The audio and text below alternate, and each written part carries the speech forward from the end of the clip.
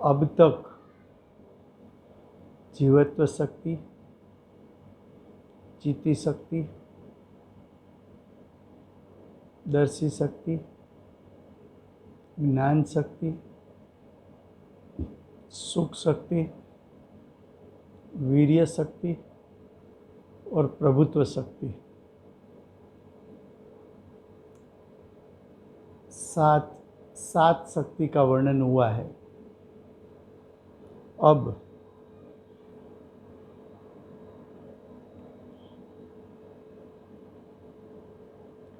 आठवीं शक्ति, विभुत्व शक्ति। विभुत्व शक्ति भी आत्मा की एक शक्ति है, आत्मा का एक गुण है, आत्मा का एक स्वभाव है। आत्मा में अभेद है।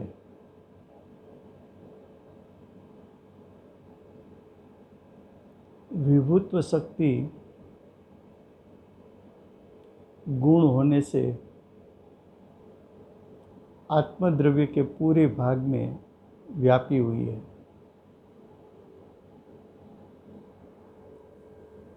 जहाँ विभुत्व शक्ति है वहाँ दूसरी अनंत शक्ति है।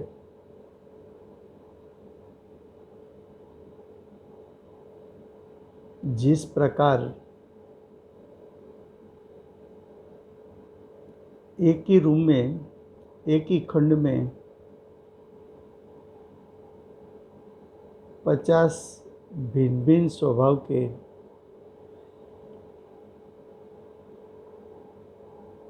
प्रकाश हो, तो 50 भिन्न भिन्न प्रकाश पूरे खंड में व्याप जाते हैं। जहाँ एक प्रकाश व्यापा है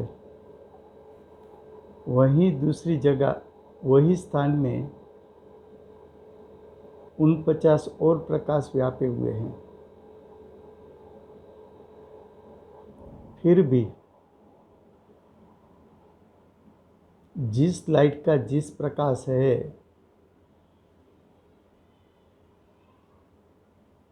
वो स्विच ऑफ करोगे तो वो प्रकाश जैसा है वैसा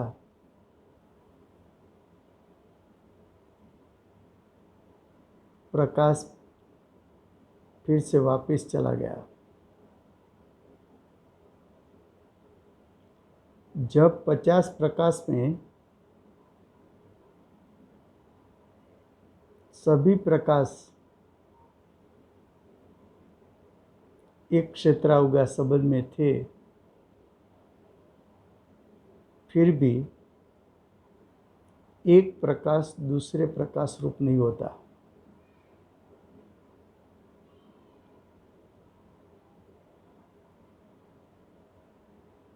फिर से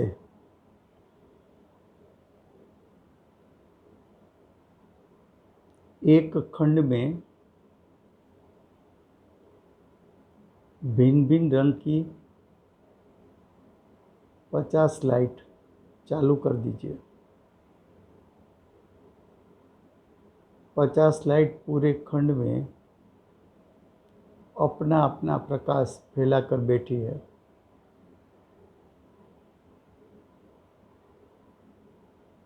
आपको लगेगा 50 प्रकाश मिक्स हो गए, लेकिन किसी एक प्रकाश की लाइट, उसका स्विच ऑफ कर दो, उस लाइट ने जो प्रकाश दिया था वही प्रकाश उसने वापस खींचा। उसका अर्थ क्या कि एक क्षेत्रावगा में 50 प्रकाश एक साथ रहता है फिर भी एक प्रकाश दूसरे प्रकाश रूप नहीं होता।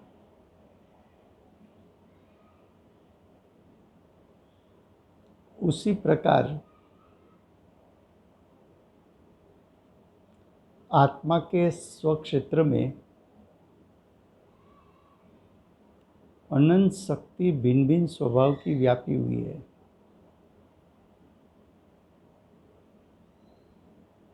अनंत शक्ति एकत्व स्वरूप है।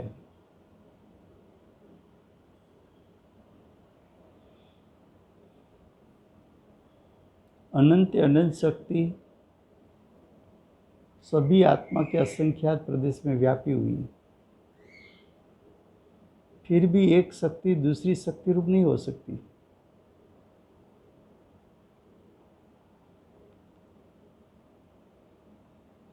विभुत्व शक्ति भी आत्मा के सर्व क्षेत्र में व्याप्त है, और वही आत्मा के सर्व क्षेत्र में दूसरी अनंत शक्ति व्याप्ति है। फिर भी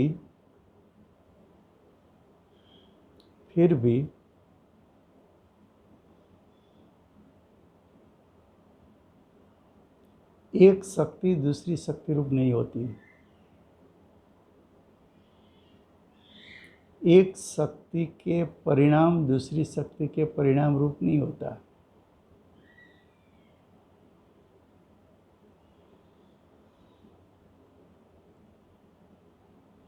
विभुत्व शक्ति आत्मा के सर्व क्षेत्र में व्यापी है, दूसरी अनंत शक्ति भी वहाँ व्यापी है। विभुत्व शक्ति अनंत शक्ति में से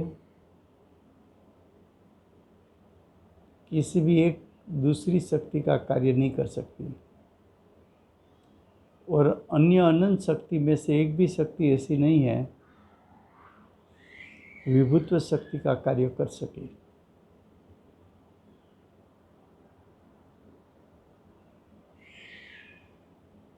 विभुत्व शक्ति की परिभाषा अमृतचंद्राचार्य देव ने शक्ति प्रकरण में दिया है।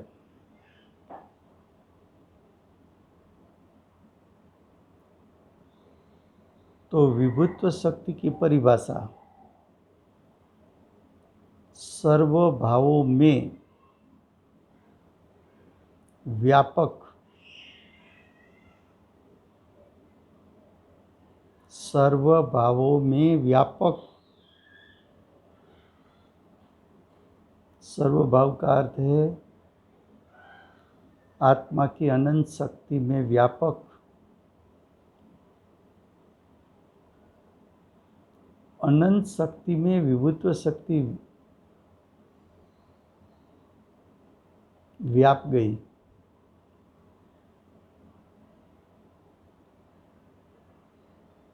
अनंत शक्ति में विभुत्व शक्ति व्याप गई तो आपको ऐसा लगेगा कि अनंत शक्ति का एकत्व एक भाव रूप लगेगा।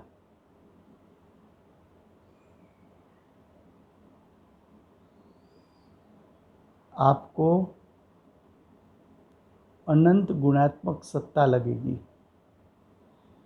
अनंत गुणात्मक एक सत्ता लगेगी।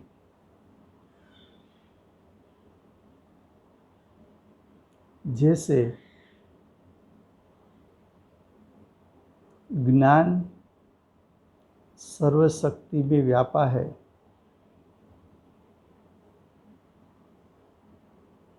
तो आपको आत्मा ज्ञायक लगता है। क्या ज्ञायक में एक ज्ञानी व्यापा है कि अनंत शक्ति व्यापी है?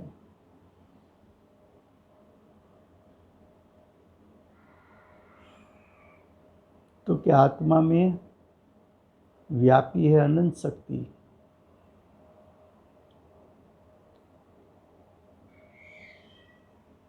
लेकिन ज्ञान का व्यापकपना के कारण आत्मा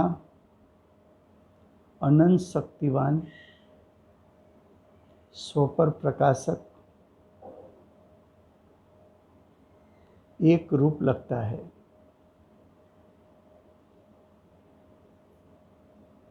जो एक रूपता लगती है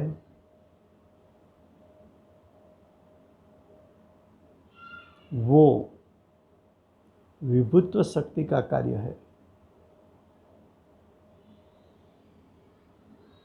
विभुत्व शक्ति के कारण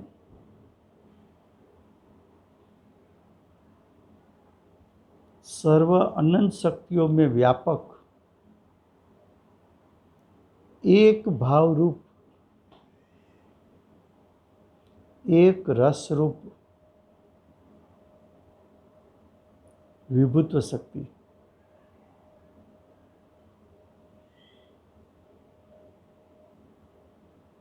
विभुत्व शक्ति के कारण सर्व शक्ति का सर्व प्रदेश में व्यापकता,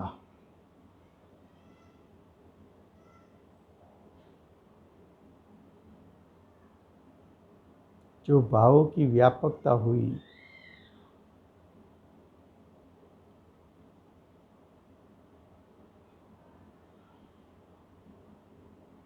भावों की व्यापकता, उसमें कारण विभुत्व शक्ति है।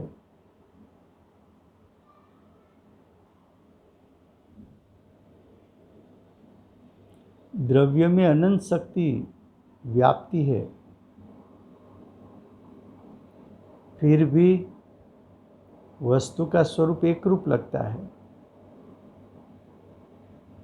वो वस्तु का स्वरूप एक रूप लगना विभुत्व शक्ति का कार्य है।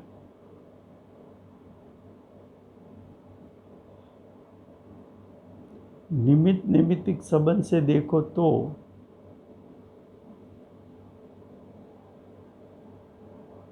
जीव को पूरे विश्व के साथ निमित्त नैमित्तिक संबंध है। पूरे विश्व के साथ, पूरे विश्व के साथ कैसा संबंध है?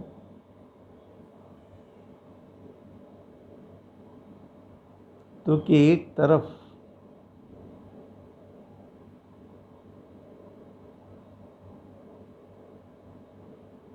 ज्ञान है,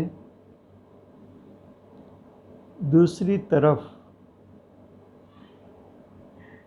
विश्व के सभी ज्ञेय है।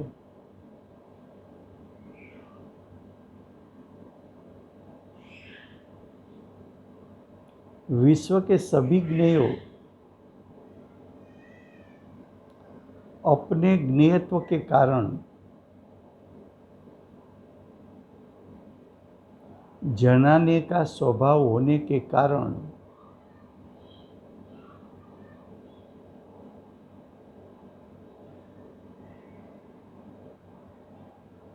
एक तरफ जनाने का स्वभाव, दूसरी तरफ जानने का स्वभाव।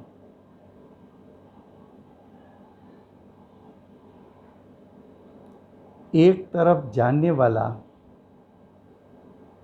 ज्ञान परिपूर्ण खिला,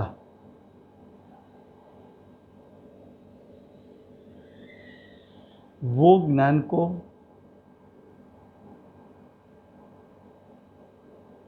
विश्व में वो ज्ञान फैल गया, ऐसे कहने में आता है। वो विभुत्व शक्ति के कारण कहने में आता है।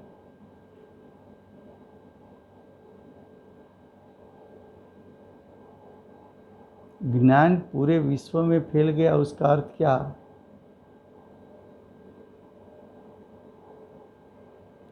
क्योंकि तुझे उसके लिए ज्ञाताग्नि संबंध समझना पड़ेगा।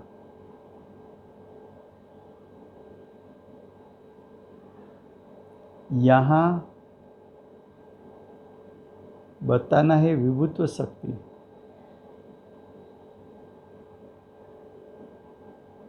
लेकिन उसका स्वरूप समझाने के लिए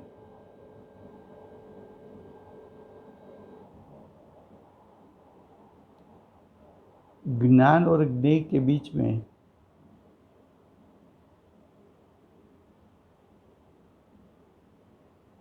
निमित्त नैमित्तिक संबंध के कारण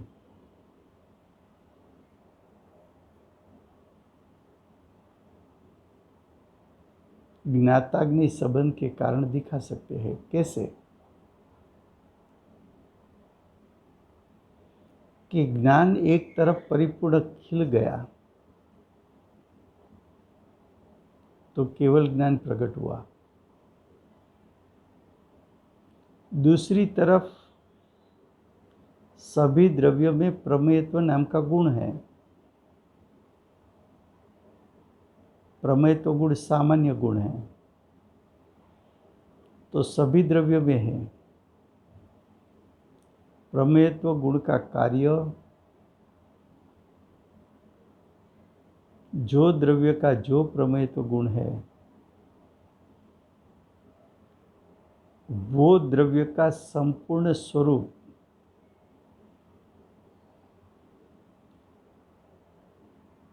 प्रमेयत्व शक्ति के कारण, वो द्रव्य का परिपूर्ण स्वरूप प्रमेयत्व शक्ति के कारण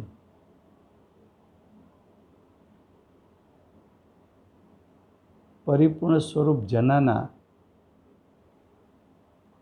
वो प्रमेयत्व का कार्य किसको जनाएगा? जानने वाले ज्ञान को।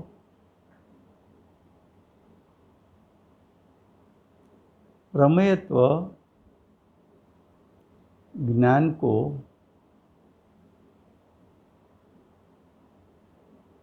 द्रव्य का परिपूर्ण स्वरूप ज्ञान को अर्पित करेगा। उसका अर्थ ज्ञेयो ज्ञान में प्रतिबिंबित हो गए। जिस प्रकार आप मिरर के सामने खड़े रहे तो आपका जैसा स्वरूप है ऐसा स्वरूप मिरर में प्रतिबिंबित हुआ।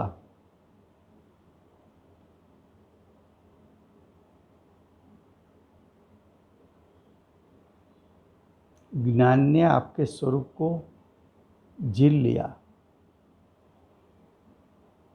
आपका स्वरूप आपने जनाने के लिए मिरर को अर्पित किया। उसी प्रकार विश्व के सभी द्रव्यों में प्रमेयत्व गुण वो परिपूर्ण शुद्ध गुण है। उसका परिणमन तीनों काल शुद्ध होता है। प्रमेयत्व गुण प्रति समय परिपूर्ण द्रव्य के स्वरूप को जनाता है।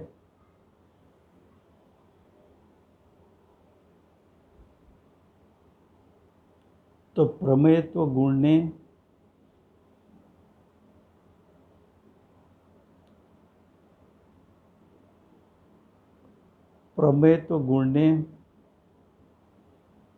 द्रव्य का परिपूर्ण स्वरूप ज्ञान को जनाया। तब आपको ऐसा लगेगा कि ज्ञेयो ज्ञान में आ गए, ज्ञेयो ज्ञान में चित्रित हो गए, ऐसा लगेगा। जिस प्रकार आप मिरर के सामने खड़े हो तो छोटे बच्चे को ऐसा ही लगेगा कि ये मिरर के अंदर कोई है।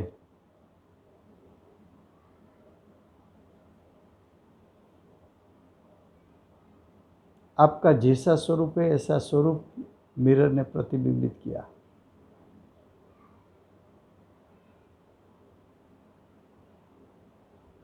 छह द्रव्य का स्वरूप ज्ञान की एक समय की पर्याय में चित्रित हो गया।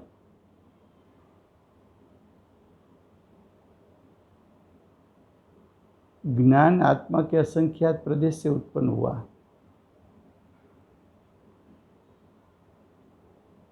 और आत्मा के असंख्यात प्रदेश पर पूरे विश्व का स्वरूप चित्रित हो गया, प्रतिबिंबित हो गया। और ज्ञान ने पूरे विश्व के स्वरूप को जान लिया। तो ज्ञान पूरे विश्वव्यापी हो गया। ज्ञान विश्वव्यापी हो गया, वो ज्ञान आत्मा में अभेद है। तो आत्मा भी पूरे विश्व में व्याप गया। आत्मा ने स्वक्षेत्र छोड़ा नहीं, फिर भी पूरे विश्व में व्याप गया।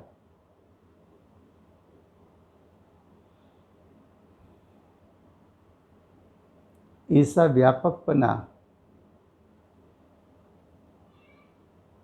ऐसा ज्ञान का व्यापकपना विभुत्व शक्ति के कारण आप कह सकते हो।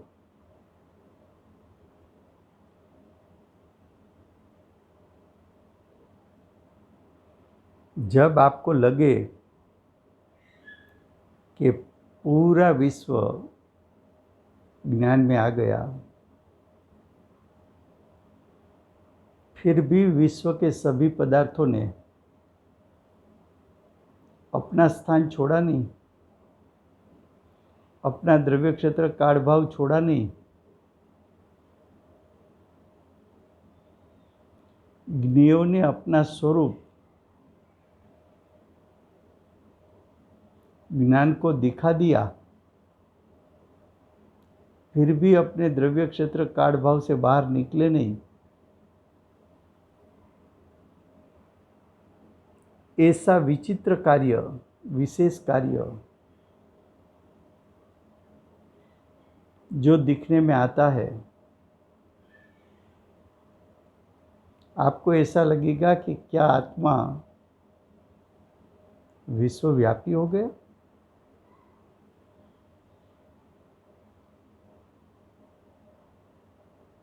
विश्वव्यापी क्यों लगा? कि पूरे विश्व के सभी पदार्थ, आपको ऐसा लगेगा कि ज्ञान में आके चिटक गए।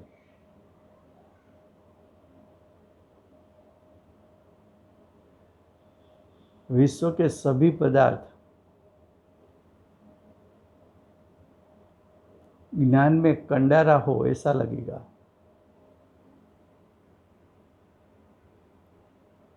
पूरा विश्व का चित्र ज्ञान में समा गया।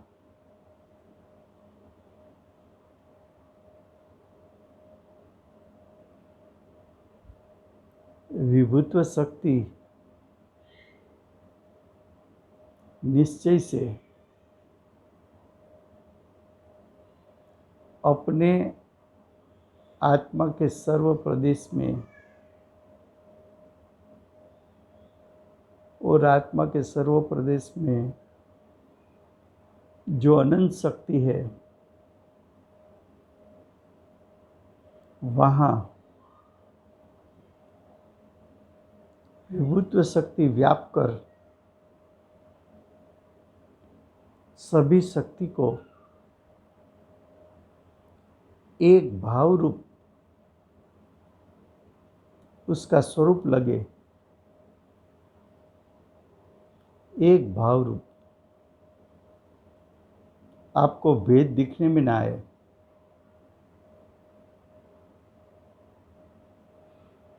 वो एक भाव रूप लगना वो विभुत्व शक्ति का कार्य है। आपको ऐसा लगेगा नैमित्तिक अपेक्षा से विभुत्व शक्ति का कार्य देखो, तो आपको ऐसा लगेगा कि पूरा विश्व ज्ञान की एक समय की पर्याय में समा गया, और आपको ऐसा लगेगा कि ज्ञान की एक समय की पर्याय पूरे विश्व में फैल गई।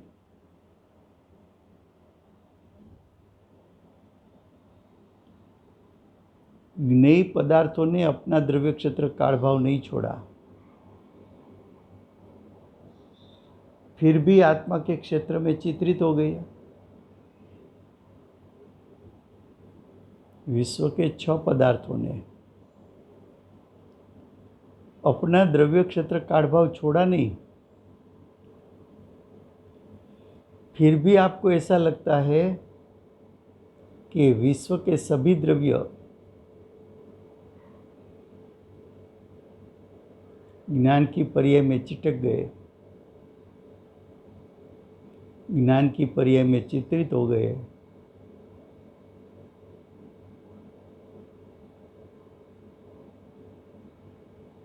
ज्ञान ने आत्मा का स्वक्षेत्र नहीं छोड़ा, फिर भी आपके ज्ञान ने पूरे विश्व को जान लिया।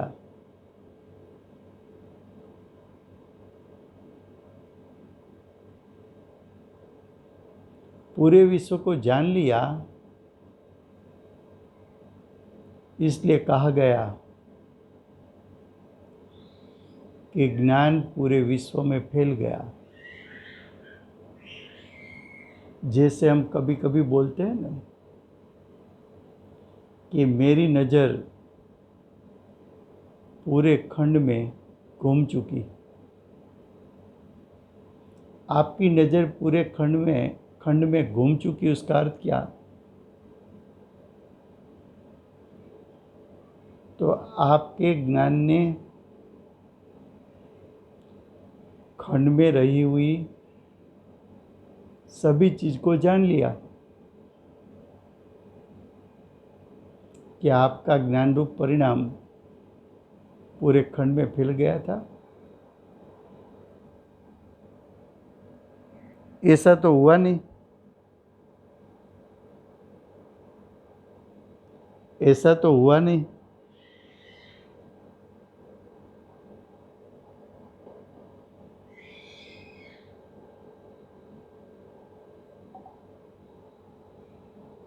तो हुआ क्या?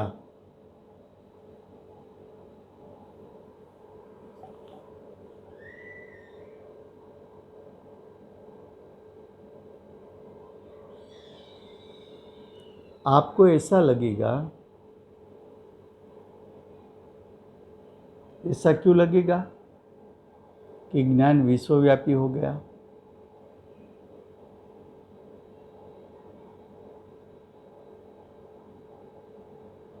तो कि निश्चय से देखो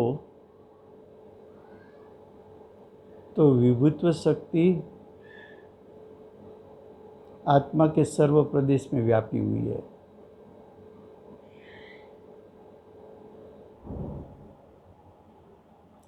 विभुत्व शक्ति निश्चय से आत्मा की जहाँ अनंत शक्ति व्यापी है, वहीं विभुत्व शक्ति व्यापी है। विभुत्व शक्ति आत्मा की अनंत शक्ति में व्याप गई, फिर भी विभुत्व शक्ति जीवत्व शक्ति नहीं बन सकती। विभुत्व शक्ति चेती शक्ति नहीं बन सकती। विभुत्व शक्ति दर्शी शक्ति, ज्ञान शक्ति, सुख शक्ति कुछ नहीं बन सकती। उसी प्रकार अनंत शक्ति में से एक भी शक्ति विभुत्व शक्ति नहीं बन सकती। एक भी शक्ति अपना स्वभाव छोड़ेंगे नहीं, लेकिन एक क्षेत्र में व्यापा है,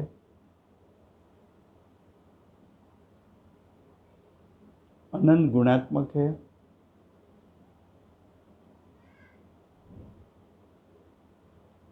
अनंत शक्तिवान है, सभी शक्ति आत्मद्रव्य में एकत्वपने हैं। वो सब बात निश्चय से, व्यवहार का अर्थ निमित्त नैमित्तिक संबंध से देखा जाए तो ज्ञान शक्ति विश्वव्यापी हो गई, ज्ञेयो आत्मा में आकर चिटक गए।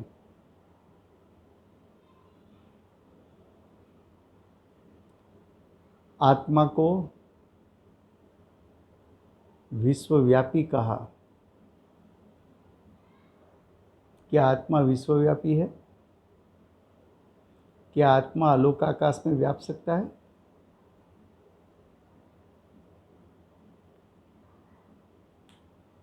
क्या आत्मा असंख्यात प्रदेश में से अनंत प्रदेशी हो सकता है?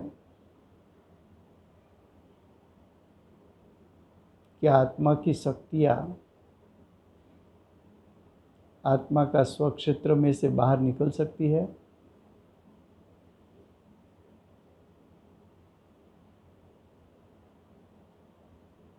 जैसा हम हाउस बनाते हैं,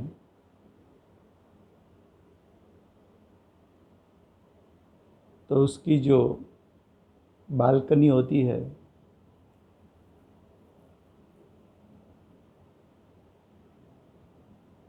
वो कभी कभी अपनी ज़मीन से बाहर रोड तरफ होती है।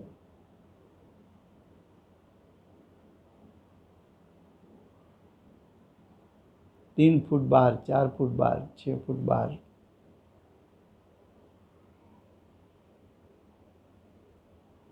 क्या उस प्रकार आत्मा के स्वक्षेत्र से एक भी शक्ति बाहर निकल सकती है? नहीं निकल सकती। वो अंतरंग स्वरूप,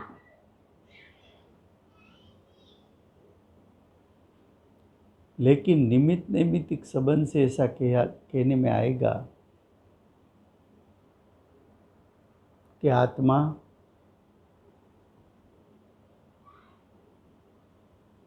विश्वव्यापी हो गया। विश्व के सभी पदार्थ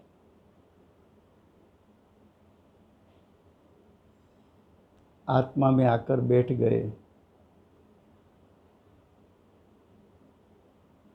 क्या आत्मा विश्वव्यापी हुआ है?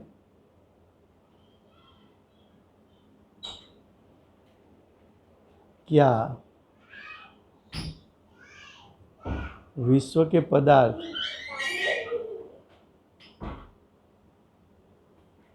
आत्मा में आ चुके हैं?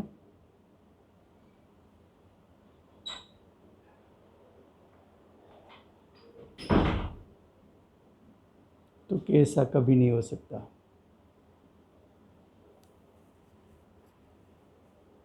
ये विभुत्व शक्ति का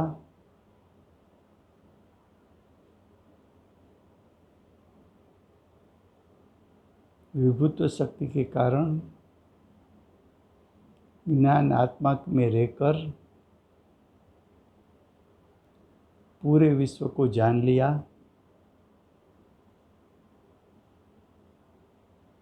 वो विभुत्व शक्ति का रूप ज्ञान शक्ति में होने के कारण ऐसा कथन कर सकते हैं।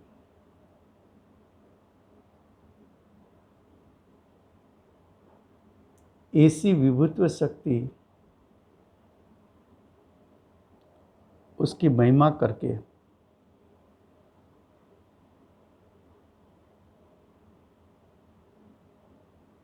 ऐसी विभुत्व शक्ति का महिमा करके वो विभुत्व शक्ति जिसमें अभेद है, वो ज्ञायक तो अनंत शक्ति का पिंड है। अगर एक शक्ति का तुझे ऐसी महिमा आई तो अनंत शक्ति के पिंड की तुझे कितनी महिमा आनी चाहिए।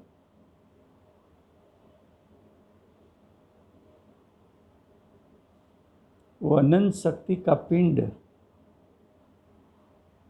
आत्मा विनायक, उसकी अगर तुझे महिमा आ गई तो विभुत्व शक्ति गौण होके विनायक ग्रहण होने से तुझे सम्यक दर्शन ज्ञान चारित्र प्रकट होगा।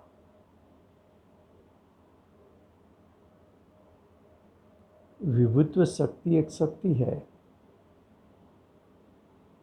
वो आत्मा का लक्षण है, आत्मा का एक स्वभाव है, आत्मा का एक गुण है। विभुत्व शक्ति आत्मा का एक भेद है। लेकिन तुझे भेद के पास रुकना नहीं है, तुझे गुण के पास रुकना नहीं है, तुझे एक शक्ति के पास रुकना नहीं है, तुझे एक स्वभाव के पास रुकना नहीं है। एक शक्ति के माध्यम से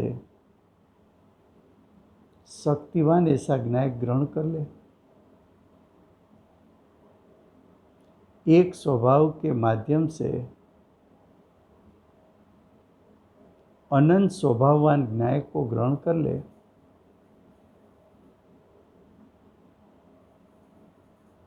एक भेद के माध्यम से तू अभेद को ग्रहण कर ले।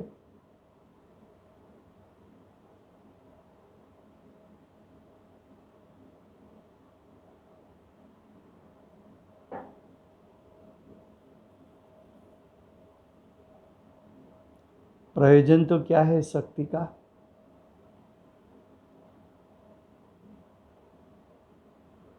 तो कि शक्ति का प्रयोजन शक्तिवान को ग्रहण कराने का है। क्यों?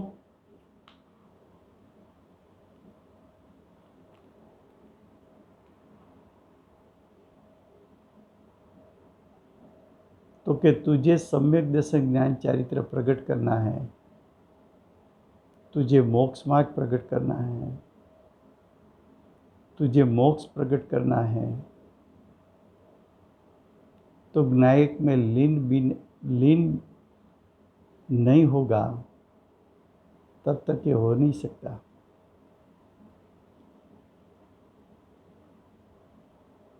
जिस प्रकार आत्मा में विभुत्व शक्ति है,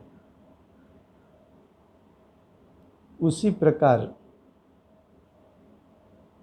आत्मा में दूसरी सर्वदर्शित्व शक्ति है, सर्वज्ञत्व शक्ति है, स्वच्छत्व शक्ति है, प्रकाश शक्ति है, असंकुचित विकासत्व शक्ति है, अकार्य कारणत्व शक्ति है, परिणाम्य परिणामकत्व शक्ति है, त्याग उपादान शून्यत्व शक्ति है, अगुरु लघुत्व शक्ति है, उत्पाद व्यय ध्रुवत्व शक्ति है, परिणाम शक्ति है, अमूर्तत्व शक्ति है, अकर्तृत्व शक्ति है, अभोक्तृत्व शक्ति है, निष्क्रियत्व शक्ति है, नियत प्रदेशत्व शक्ति है, स्वधर्म व्यापकत्व शक्ति है, साधारण असाधारण, साधारण असाधारण धर्मत्व शक्ति है, अनंत धर्मत्व शक्ति है, विरुद्ध धर्मत्व शक्ति है, एकत्व शक्ति है, अनेकत्व शक्ति है, तत्व शक्ति है, अतत्व शक्ति है, भाव शक्ति है, अभाव शक्ति है, भाव अभाव शक्ति है, अभाव भाव शक्ति है, भाव भाव शक्ति है, अभाव अभाव शक्ति है, फिर से भाव शक्ति, कर्म शक्ति, कर्तु शक्ति, कर्ण शक्ति, संप्रदान शक्ति, उपादान शक्ति, अधिकरण शक्ति, स्वस्वामी संबंध शक्ति है। इतनी शक्ति का वर्णन अमृतचंद्र आचार्य देव ने उसकी परिभाषा दी और एक एक शक्ति उसका अनुभव करके उसका विवेचन, उसका प्रवचन, उसका विस्तार वर्तमान के संत पूज्य कांजी स्वामी ने दिया। हमने 10 दिन में 10 लक्षण धर्म के बारे में, 10 लक्षण धर्म के माध्यम से छठे सातवें गुणस्थान पर जुड़ने वाले, वन जंगल में रहने वाले, स्वानुभूति करने वाले, अंतरात्मा में लीन रहने वाले,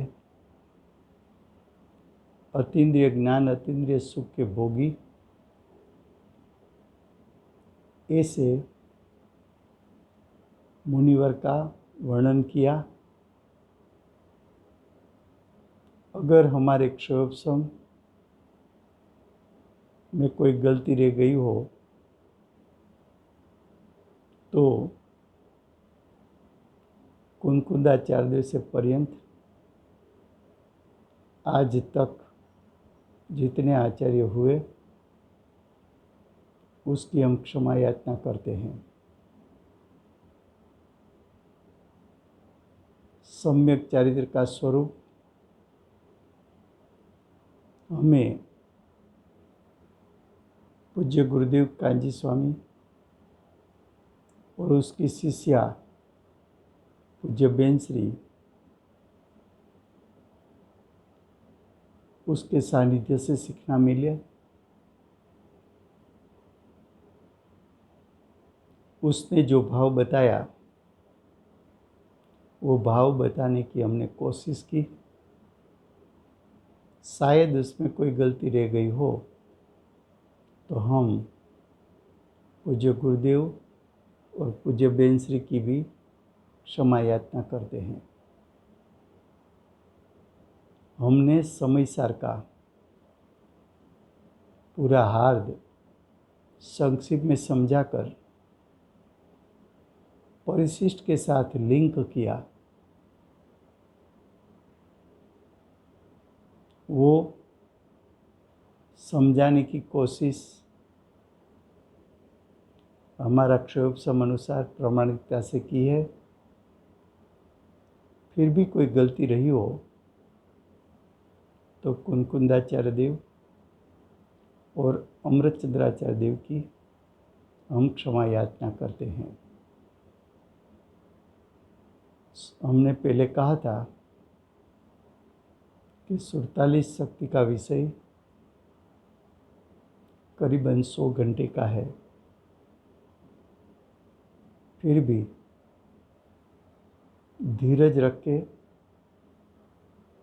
15 घंटे में 10 लक्षण धर्म और 8 शक्ति तक संक्षिप्त हमने वर्णन किया है। कभी मौका मिलेगा तो उसका विस्तार पूर्वक सभी शक्ति का वर्णन किया जाएगा। जय जिनेंद्र।